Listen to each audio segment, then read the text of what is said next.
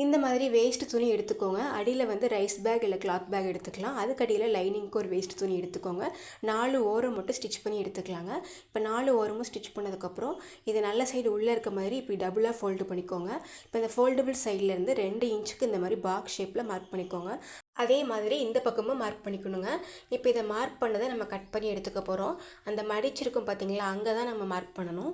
இப்போ வந்து கட் பண்ணி எடுத்துக்கலாம். இப்போ 2 சைடும் கட் பண்ணதுக்கப்புறம் நமக்கு இப்படி தான் இருக்கும் பாருங்கள். இப்போ பிசுரெல்லாம் தெரியாமல் இருக்கிறதுக்காக இப்போ இந்த 1.5 இன்ச்சுக்கு ஒரு பீஸ் எடுத்துக்கலாங்க. இப்போ நான் காமிக்கிற மாதிரி மேலே அப்படியே மடித்து திருப்பி மடித்து தைச்சிடலாம். அதே மாதிரி இன்னொரு சைடும் தைக்கணும். இப்போ 2 பக்கமும் வெல்க்ரோ அட்டாச் பண்ணிக்கலாங்க. இந்த மாதிரி சென்டராக பார்த்து அட்டாச் பண்ணி எடுத்துக்கோங்க. இப்போ வெல்க்ரோ அட்டாச் பண்ணதுக்கப்புறம் அப்புறம் நம்ம சென்டராக வந்து இப்போ ஹேண்டில் அட்டாச் பண்ண போகிறோம்.